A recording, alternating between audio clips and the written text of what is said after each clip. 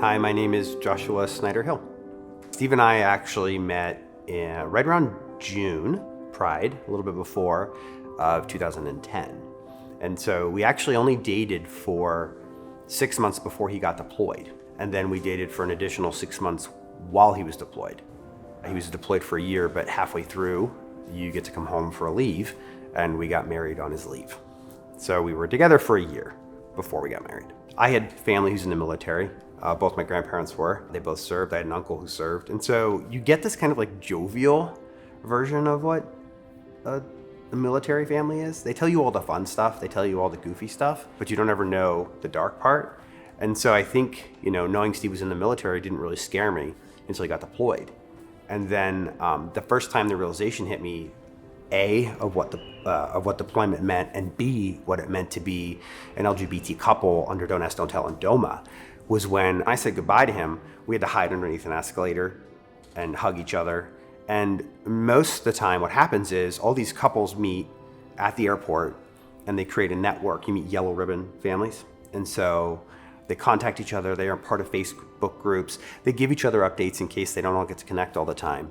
And I couldn't be part of that. And I remember walking away and watching him go towards this big crowd of people that were figuring out how to connect and support each other. And I'm bawling, in the middle of an airport by myself because we can't be seen, together.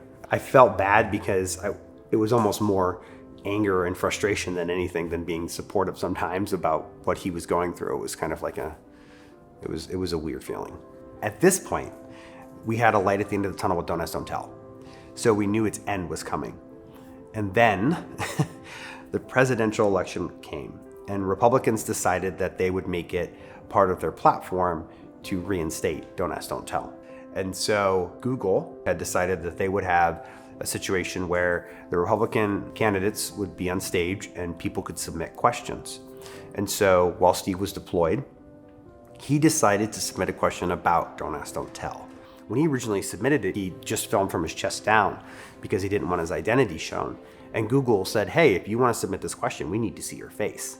And I remember that was the first time that he and I we had it out. I remember we were on Skype and I was like, you have to do this. This is important. You are going to challenge those people on the stage. They're telling you you're not in danger. And he's like, but I can be. If they reinstate this law, I will be in danger. I will have outed myself. And I said, but what happens if you don't? If this question isn't asked, what happens?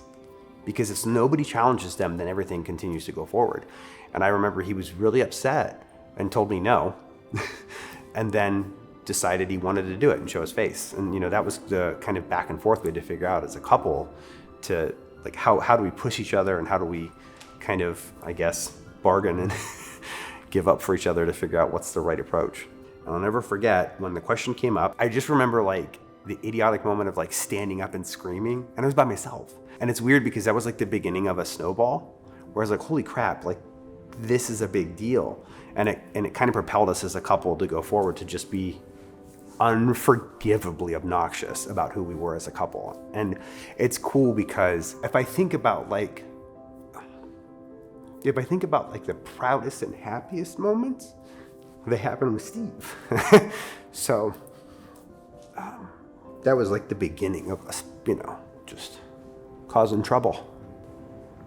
What was really interesting about the military and kind of the respect that I have for it as an organization is once Don't Ask, Don't Tell was lifted, it was just a switch was flipped. The only thing that really held back that camaraderie between LGBT couples, in my opinion, and straight couples was the law. Nobody really cared. There were people that were on base that knew. And the minute that he came out in the debate, there were people that came to him for support because they were so excited to see that they had somebody to lean on because they had to keep it so quiet. So the only thing that really ever caused that rift for the LGBT couples was people who upheld hateful laws. What words of wisdom would I give?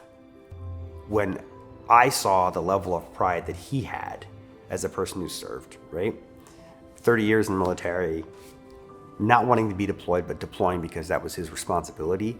If you figure out how to mimic that in the bond that you two create and that commitment that you two make, you are seriously never going to be happier or stronger than you've ever been.